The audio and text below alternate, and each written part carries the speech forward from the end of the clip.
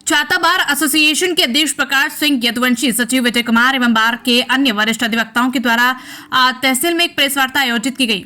Press वार्ता आयोजित के दौरान सभी अधिवक्ताओं ने बार ऑफ काउंसलिंग द्वारा जारी किए गए पत्र की सराहना की। वहीं प्रेस वार्ता आयोजित करने के बारे में बार एसोसिएशन छाता के अध्यक्ष प्रकाश सिंह यदुवंशी एवं अन्य अधिवक्ता गणों के द्वारा बताया गया कि पिछले कुछ वर्षों से छाता बार से निष्कासित कुछ अधिवक्ता गणों के द्वारा छाता में अधिवक्ता कल्याण एसोसिएशन नाम से एक संस्था बनाई गई। पत्र दिनांक 2 जुलाई के द्वारा छाता बार एसोसिएशन ने आरोप राज्य विधिक परिषद उत्तर प्रदेश को बताया कि कुछ लोगों के द्वारा छाता में विधि संबंधित कार्यों में रोड़ा बुनकर रोक लगाई जाती है और जनता इसका गलत संदेश अधिवक्ताओं के प्रति जाता है। ये लोग नियम विरुद्ध तरीके से बार एसोसिएशन छाता के कार्यों में हस्तक्षेप करते हैं। अधिवक्ता कल्याण एसोसिएशन के लेटर पैड का गलत इस्तेमाल कर अधिकारियों को गुमराह करते हुए नो वर्क प्रस्ताव, वकालतनामा की बिक्री, अनेकों प्रकार के पत्राचार न्यायिक एवं प्रशासनिक अधिकारियों से की जाती है। समस्त तथ्यों पर संज्ञान लेते हुए बार ऑफ काउंसलिंग उत्तर प्रदेश के अध्यक्ष शिव किशोर गौड़ द्वारा दिनांक 27 जुलाई 2024 को अधिवक्ता कल्याण एसोसिएशन छाता को अवैधानिक तरीके से गठित किया जाना बताया गया। राज्य विधि परिषद उत्तर प्रदेश के अध्यक्ष ने पत्र में कहा कि छाता बार एसोसिएशन छाता जिला मथुरा बार काउंसिलिंग ऑफ उत्तर प्रदेश से संबंधीकृत बार संघ है। इस मौके पर छाता बार एसोसिएशन के अध्यक्ष एडवोकेट प्रकाश सिंह यदुवंशी, सचिव विजय कुमार शर्मा, अजय सिंह यदुवंशी, चंद्रपाल सिंह यदुवंशी, लेखराज सिंह गौड़, मुरारी लाल पचौरी, रोहिणेश्वर शर्मा, हिरेंद्र सारस्वत, रुचि चौधरी, अजय चौधरी, रमेश चंद्र शर्मा, के गोला, मनोज गौतम, दुर्गेश, देवराज सिंह, हरिओम शर्मा आदि मौजूद रहे। तहसील छाता से जनपद मथुरा से चौधरी भगत सिंह की रिपोर्ट। प्रेस कॉन्फ्रेंस की जा रही है, क्या कुछ विषय ये है कि हमारे यहाँ कुछ अधिवक्ताओं जो हमारी बार से निष्कासित है उन द्वारा हमारे संघ की समिति गठित करके बार का रूप दे करके वो अवैध रूप से चलाई जा रही थी। तो जिसके संबंध में हमने एक शिकायती पत्र बार काउंसिल इलाहाबाद को भेजा था। उस पर बार काउंसिल ने संज्ञान ले लिया और उनके सारे अधिकार न्यस्त कर दिए। ये कहाँ का किस बार का मामला बता रहे हैं? ये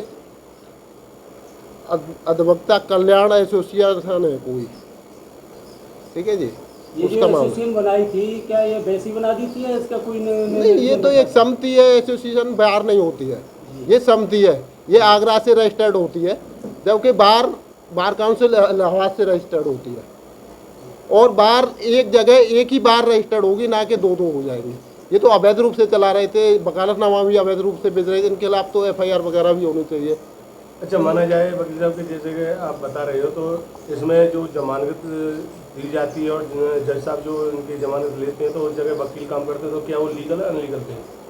ये तो अब जुडिशियल जवाब देगी इस बात का। तो इस तरह का मामला कितने वर्षों से चल रहा है यहाँ पर? ये करीब 3-4 सालों से चल रहा है, 4-5 सालों से। कितने आपकी उसमें बार में सदस्य हैं? ये हमारी बार में कुछ असामाजिक तत्व थे जो बार में विद्रोह वगैरह पैदा कर रहे थे, तो उनको असामाजिक तत्वों को हमने निकाल लिया था।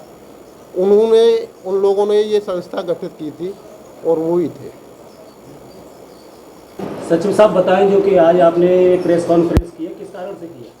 मैं आपको बता दूं,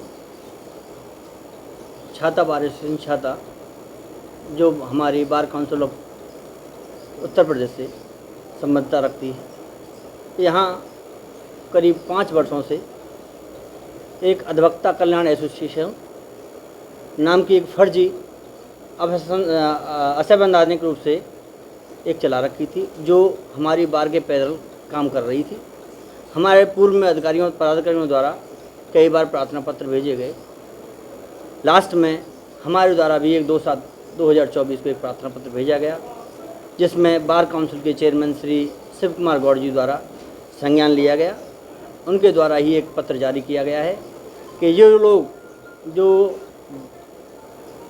ज़बरदस्ती आम जनता को परेशान कर रहे थे, नो वर्कों का प्रस्ताव भेज करके, कंडोलेंसों का प्रस्ताव भेज करके, बार बार कोई किसी न किसी का प्रस्ताव लेकर के ये प्रस्ताव भेजते थे, जिससे जनता बहुत परेशान थी। अधिवक्ता भी परेशान थे क्योंकि काम होते नहीं थे, अधिकारी भी परेशान थे।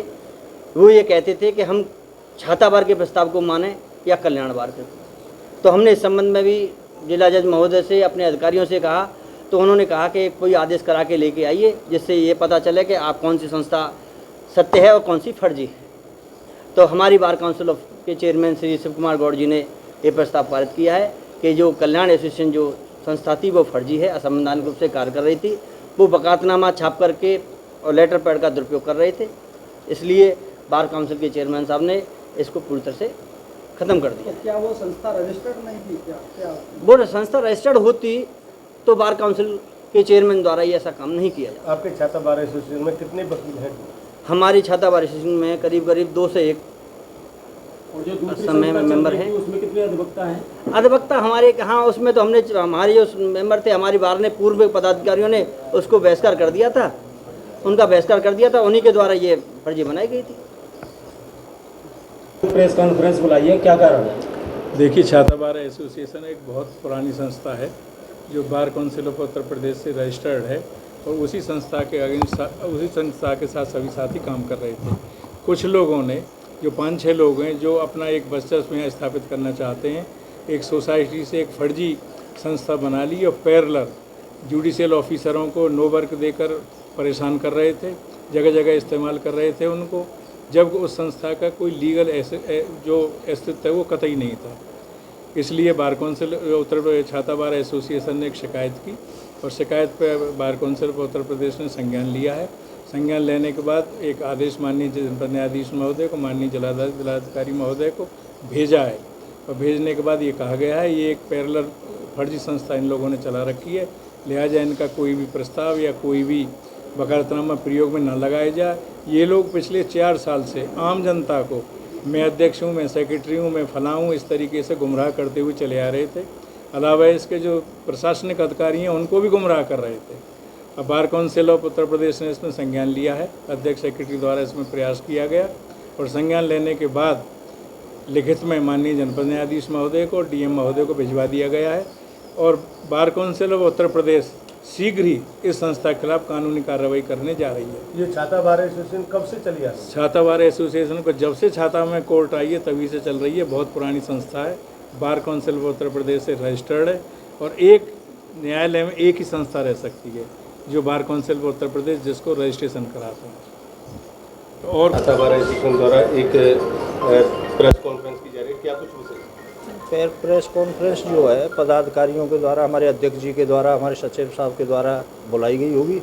ये इसलिए बुलाई गई है कि एक लेटर जारी हुआ है bar council of Uttar Pradesh का, जिसमें bar council of Uttar Pradesh ने यहाँ जो एक भ्रम की स्थिति बनी हुई थी, कुछ चंद अधिवक्ता क्या कोई, उनमें ज़्यादातर नॉन प्रैक्टिशनर लोग ही हैं जिनका कोई वकालत से लेना देना नहीं है।